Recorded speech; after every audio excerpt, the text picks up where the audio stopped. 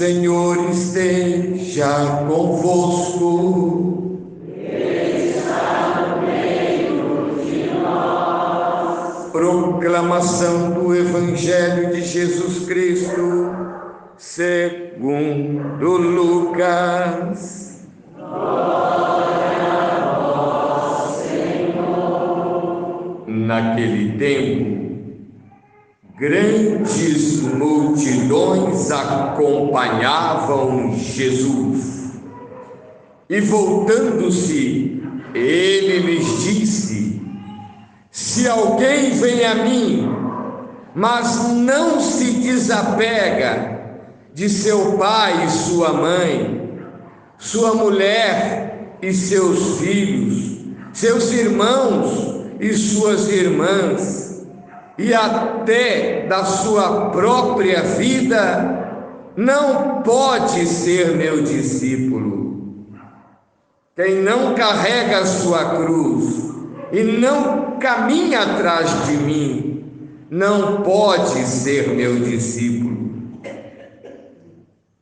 Com efeito, qual de vós, querendo construir uma torre, não se senta primeiro e calcula os gastos, para ver se tem o suficiente para terminar? Caso contrário, ele vai lançar o alicerce e não será capaz de acabar. E todos os que virem isso começarão a caçoar, dizendo: este homem começou a construir e não foi capaz de acabar. Ou ainda, qual rei que ao sair para guerrear com outro, não se senta primeiro e examina bem se com 10.000 homens poderá enfrentar o outro que marcha contra ele com 20.000?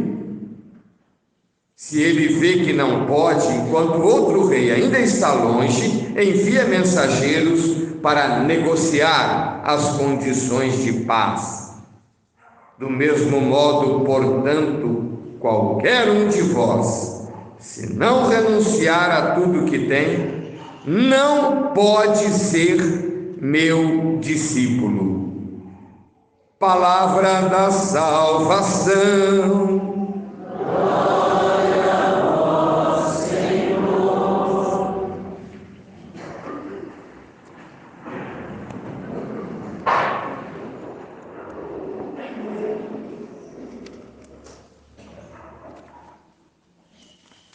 Meus irmãos, essa palavra do Santo Evangelho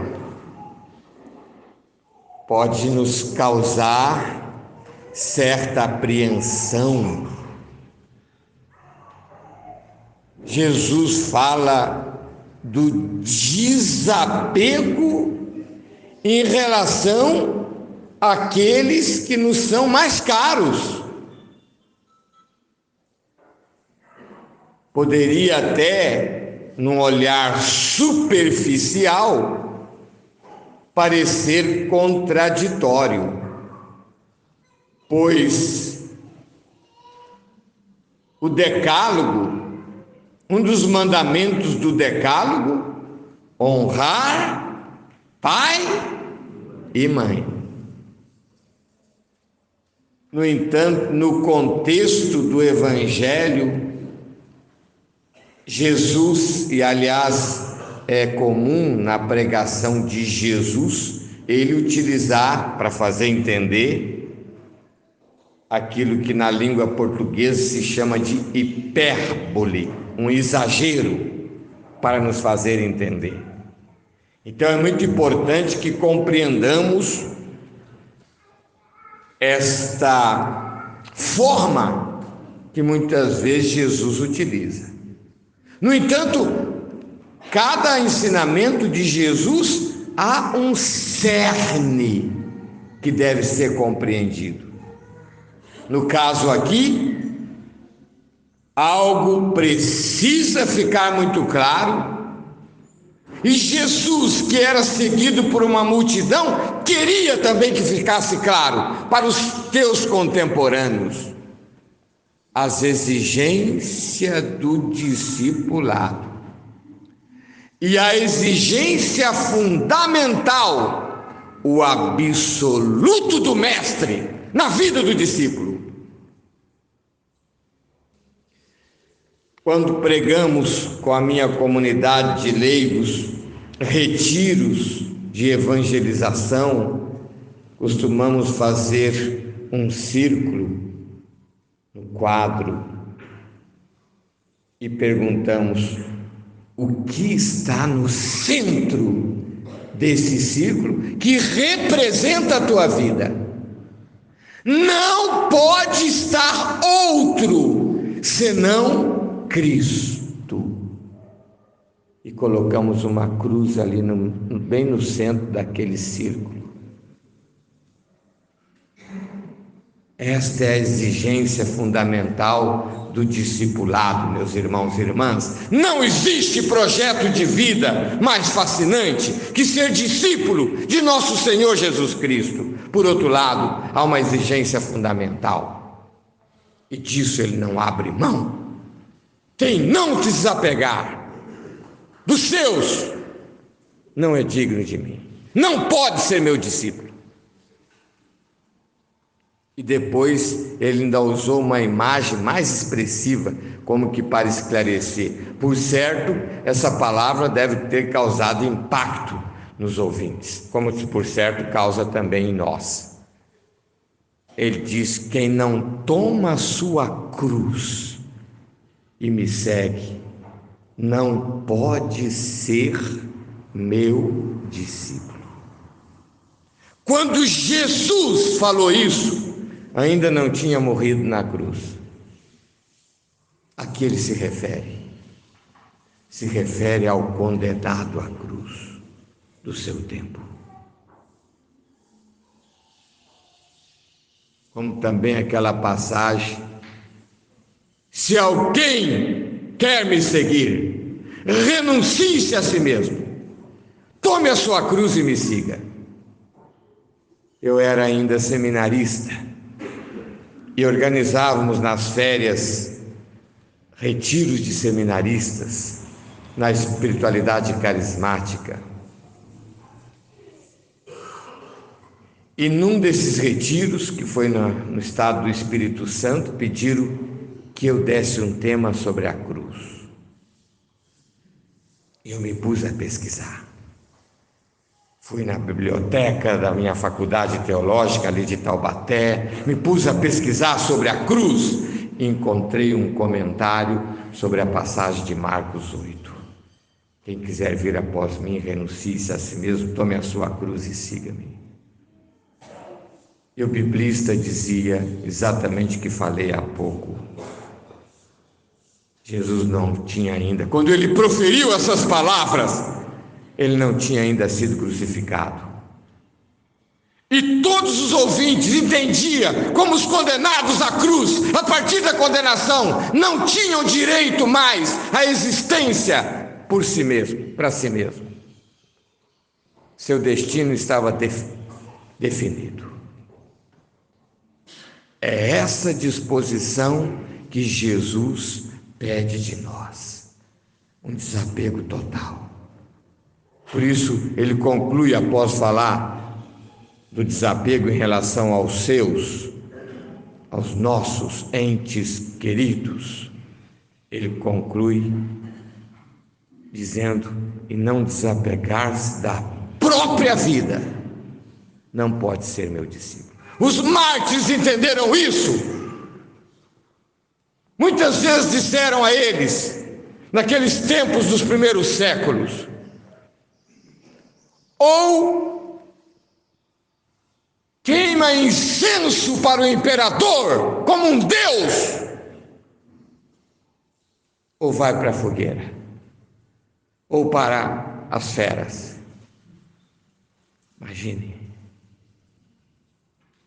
Me recordo da narrativa, que está inclusive no ofício das leituras, na liturgia das horas, do martírio de São Hipólito, ali dos primeiros séculos.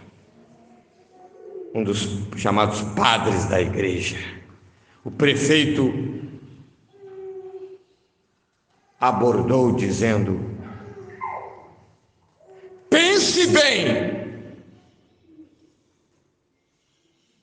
presta culto ao imperador, maldiz Cristo,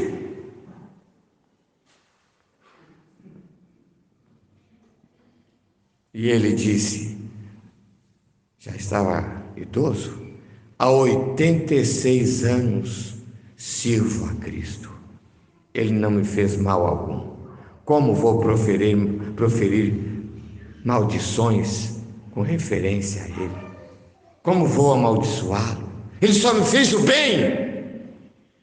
E o prefeito, pense bem. Pense bem. Você pode salvar a sua pele. Pense bem. Palavras semelhantes. E ele disse, em matéria tão séria, não há que pensar. Pode executar a sentença. E foi martirizado. Os mártires entenderam isso. São João Paulo II, numa carta sobre a nossa caminhada cristã nesse início do terceiro milênio, ele disse, devemos ser inspirados por uma nuvem de testemunhas, que são os mártires. E que em 2017 participei de uma vigília, exatamente nos 50 anos da Renovação Carismática Católica, e foi feito um encontro em Roma. E nesse encontro teve uma vigília com o Papa Francisco. Um local, círculo máximo, que muitos cristãos foram martirizados. O próprio Papa sugeriu que aquela vigília fosse ali. É um descampado. E ele disse, hoje há mais mártires que nos primeiros séculos. Certamente vocês estão ouvindo pelas redes sociais, lendo o que está acontecendo na Nicarágua. Igrejas invadidas, profanadas, um bispo preso, padres, seminaristas, leigos presos pela sua fé católica. Isso deve nos inspirar. Ao mesmo tempo, deve gerar em nosso coração solicitude em sentido de orar pela igreja nesse país. Mas deve também nos inspirar. Jesus disse, o reino, o discipulado, é como aquele que vai construir a torre. Tem que estar disposto a calcular os gastos. Como aquele rei que sai a guerrear. Tem que saber o que vai encontrar pela frente. Não existe projeto de vida mais fascinante que ser discípulo missionário de Jesus Cristo, meu irmão. Eu desejo que você sempre se decida por Ele. Que você não hesite. Que você o ame. Que você coloque em primeiro lugar na sua vida, que você viva para Ele. Isso não significa que você vai se tornar alguém que deixa tudo,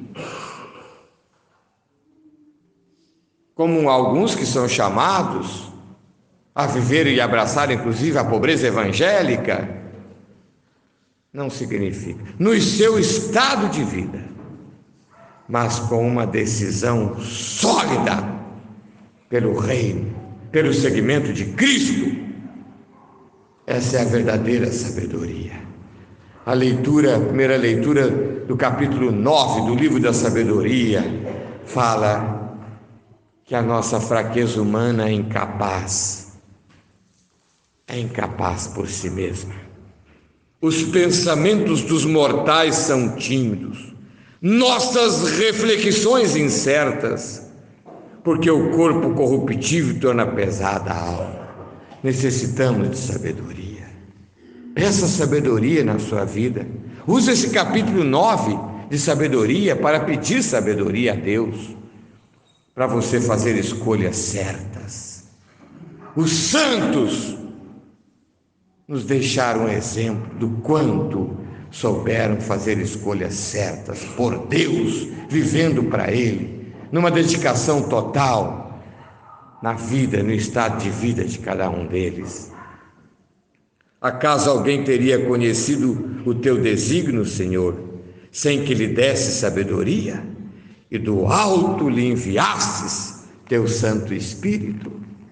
Devemos pedir diariamente o Espírito Santo, pedir seus dons, pedir sabedoria, os 7 dons. São João Paulo II, quando fez 50 anos de sacerdócio, escreveu um livro falando da sua vida, intitulado Dom e Mistério. E ele diz: desde novo eu rezava pedindo os 7 dons do Espírito Santo. Como necessitamos, irmãos e irmãs, do Espírito Santo. E nosso Senhor disse: vós que sois maus, sabeis dar boas coisas aos vossos filhos, quanto mais vosso Pai não vos dará o Espírito aos que lhe o pedirem. Diariamente, peça o Espírito Santo na sua vida. Você já o tem pelo batismo, mas peça que ele encha seu coração, como encheu o coração dos apóstolos e de Nossa Senhora no cenáculo. Paulo, escrevendo aos Efésios, diz: não vos embriagueis com vinho, que é uma fonte de devassidão, mas enchei-vos do Espírito Santo. Peça diariamente, peça seus dons, peça para ele te guiar, peça que ele ilumine para você fazer as melhores escolhas na sua vida e, sobretudo, a escolha por excelência. A escolha por excelência, que é o seguimento de Cristo. Eu termino com uma história de um homem muito rico de São Paulo. Ele já tinha viajado o mundo inteiro. Aí então ele disse: mas eu não viajei para o Amazonas. Eu vou fazer uma viagem para o Amazonas. Então ele viajou para o Amazonas. De fato é maravilhoso, já estive lá. É um outro mundo. Um mundo de águas, né? Parece um mar, aqueles rios, que coisa maravilhosa. E aí ele disse assim, ele chegou na beira de um daqueles rios, né? Na margem de um daqueles rios enormes, e ele queria passar por lado de lá. E só tinha um senhorzinho da região com um barquinho. Ele falou: eu te dou uma gorjeta, você me passa por lá de lá, fica um tempo lá, depois você me traz. E combinou. E entrou no barquinho. E o senhor remando. Aí ele disse assim para esse senhor: o senhor conhece Nova York? O senhorzinho: o quê? Não conheço não. O senhor perdeu metade da sua vida, meu amigo. Eu viajei o mundo inteiro. O senhor conhece Paris? Não conheço. Coitado daquele senhor, né? Não saiu de lá. Bom, no meio do rio, pressão da água rompe um pedaço da tábua que já estava podre e começa a água a subir. Aí o senhorzinho falou para ele assim: o senhor sabe nadar? Ele disse: não! O senhor perdeu a sua vida inteira. É isso, irmãos. É isso que disse Jesus, que disse o Senhor, de que adianta o homem ganhar o mundo inteiro se vier a perder a sua vida. Conta-se na biografia de Santo Inácio e de São Francisco Xavier, os dois foram colegas de república, não chamava assim na época, mas era como república, de república em Paris. Inácio, já convertido, foi estudar em Paris, para depois ser sacerdote, numa atitude de pobreza. Francisco Xavier, de família nobre da Espanha, foi igualmente para Paris para buscar glória humana.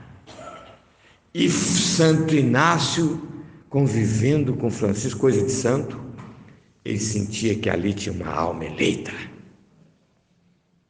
tinha um coração apaixonado e que podia render muito para o reino de Deus.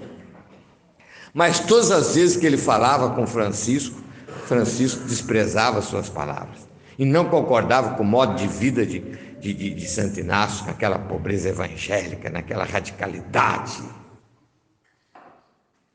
Uma palavra Uma frase do Evangelho moveu o coração de Francisco Xavier, quando Inácio disse: Francisco, pense, de que adianta o homem ganhar o mundo inteiro, se ele perder a si mesmo. Aquilo desmontou Francisco e ele se tornou o maior cooperador de Santo Inácio, indo para a Ásia. Foi chamado Paulo do Oriente, andando quilômetros a pé, batizando, anunciando o Evangelho, fundando comunidades. Que o Senhor nos inspire, meus irmãos e irmãs, a esta generosidade no seguimento de Cristo. Não existe projeto de vida mais fascinante do que ser discípulo missionário de nosso Senhor Jesus Cristo. O mais difícil que ser